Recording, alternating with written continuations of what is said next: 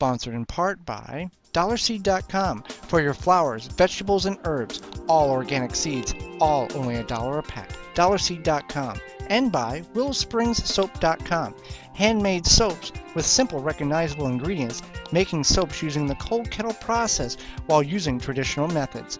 WillowSpringsSoap.com. ManureTea.com, authentic Haven brand, 100% natural soil conditioner for the home garden, for all your vegetables, herbs, and flowers. ManureTea.com, always free shipping. Squirrel and Worm Farm, organic farm and gardening supplies. It's conveniently located in Plymouth, Wisconsin. Worm castings, organic potting soil, organic and heirloom seeds, cover crop seeds, and more. SquirrelandWormFarm.com. Welcome to Wisconsin Vegetable Gardener Extra. I'm Joy Baird. Well, in all gardens, big or small, we face the problem with weeds, and what do we do to prevent the weeds from growing? Well, you could use a weed barrier.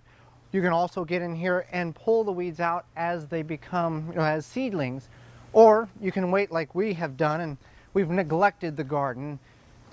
We've got the weeds coming up all over the place, and a lot of them are going to seed.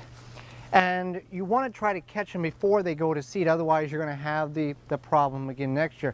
You still will have weeds in the garden, but if you can at least pull these up, you're going to limit the amount of weeds that you could potentially have in the garden. Now, not every weed that you've got in your garden is really a weed. If you know your wild edibles, there are some weeds, they're termed weeds. There are some plants growing in your garden that are natural that are edible. Now, they may be a little different tasting than your normal cucumber, lettuce, or spinach plants. For example, this is a lamb's quarter plant. Now, it's going to seed. It is edible. You can make pesto out of it. You can eat it in salads. It is edible. Nothing wrong with it. It's going to seed. And in this garden, that is there's a lot of them. It comes up very naturally here. So we are going to pull this out even though it is an edible plant, because we always know there are going to be more and more coming up. Another plant is the dandelion. Now, that may be a weed to many of you, a very invasive weed. But the dandelion, all parts of the dandelion is edible. The roots are a great blood cleanser if you boil them. The green leaves are some of the more nutrient-dense vegetation there is on the earth.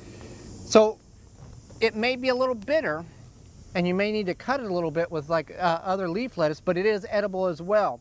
So is the flowers. Many people make dandelion wine out of it, and it's a weed that most people will throw away, but it is a weed that is edible. Now, with any termed weed, you want to make sure exactly what it is before you consume it, because if you're wrong, you could become sick, or it could be fatal. But also with the dandelions, for example, and any termed weed, you want to make sure that if you're going to eat it, it hasn't been sprayed with any harsh chemicals. Now, you just don't want to go in your neighbor's yard and start picking dandelions and eating them, because some people will spray these with harsh chemicals to keep them from coming back. But now we've got a lot of weeds in our garden. What do you do? How do you fix the problem? Well, let's go to the back side of the garden and kind of take a look at what we've got to tackle. Well, back behind the shed here, we've got our makeshift self-watering containers. And in the containers, the weeds are very limited because of the good organic compost that we use. This is a Purple Cow compost. It's not a Miracle Grow Monsanto compost or any chemical-based company profited from our purchase with this. But the containers, if there are minimal weeds, you can pull them out with very little effort. So that's one way you can combat the war against the weeds, is if you put them in containers. But we've got a big garden, so there's a potential of a lot of weeds back here, where we've got our fall planting of bush beans and turnips and kale and some rutabagas. We went through here and weeded this. This would be the second time that we weeded this particular area, and it looks very nice. So this will hopefully stay true to no weeds, and we can come in here and pull the few that we have out over until next spring. Now, one way you can prevent this, as I spoke about earlier, is a weed barrier that you could put between the rows. The only disadvantage that we have found to using weed barrier, we don't use it here for a couple of reasons. One being, it's another expense that we have to add to the garden. Now, if we just put the plants in the ground and weed them on a regular couple of week basis, we've eliminated that expense. But I understand that we all are busy and we don't have that time sometimes available for weeding. The other disadvantage is sometimes the water doesn't go through the weed barrier. It's designed to keep the light out, keep the water out and to basically suffocate the soil. So we don't do that because we want the soil to breathe.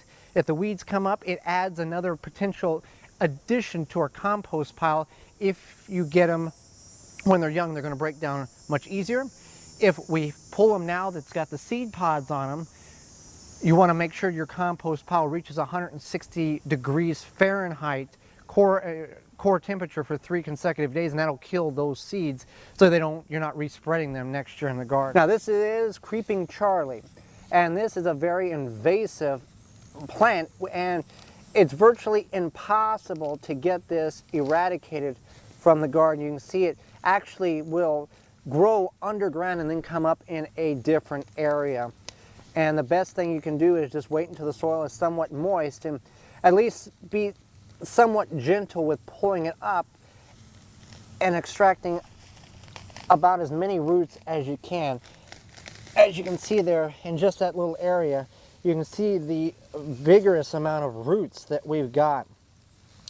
So Creeping Charlie is a problem, and believe it or not, some people actually keep this in their house as a decorative plant. Another way you can prevent the weeds at a very low cost is mulch, and we all have somewhat of a yard in most cases, and dry grass clippings make a great mulch.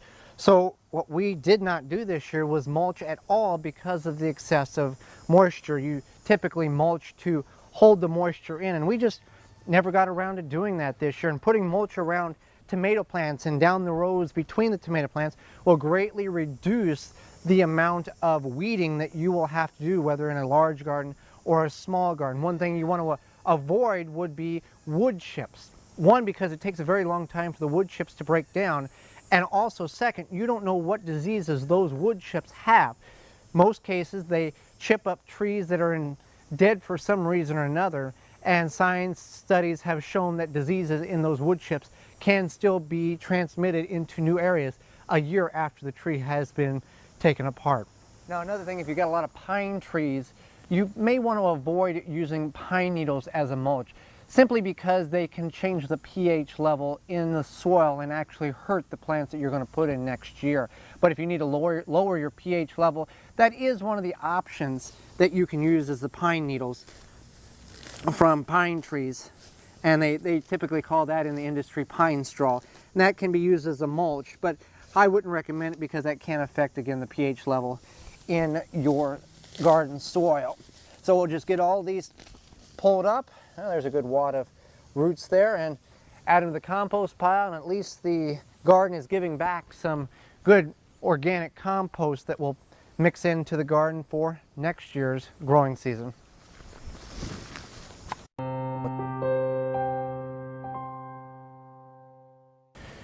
When it comes to carrots, it's one of the easier crops that you can grow in your garden, whether in containers, raised beds, or traditional ground garden like we have here.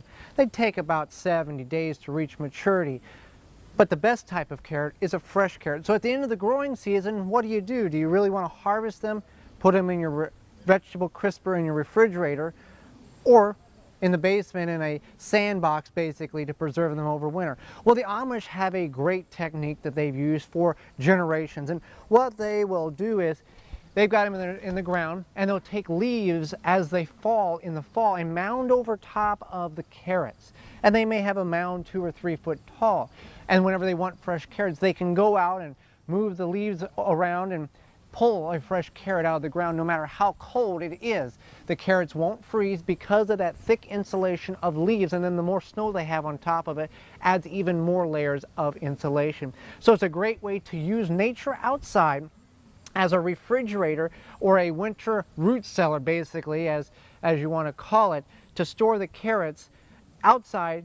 When you need them, you can harvest them anytime during the winter months. So that's a technique that we may just apply here at the Large Garden. If you like what you see, feel free to subscribe and comment. We put out this particular video each and every Tuesday with a variety of other videos throughout the week. I'm Joy Baird, and this has been a Wisconsin Vegetable Gardener Extra. For more information, visit thewisconsinvegetablegardener.com.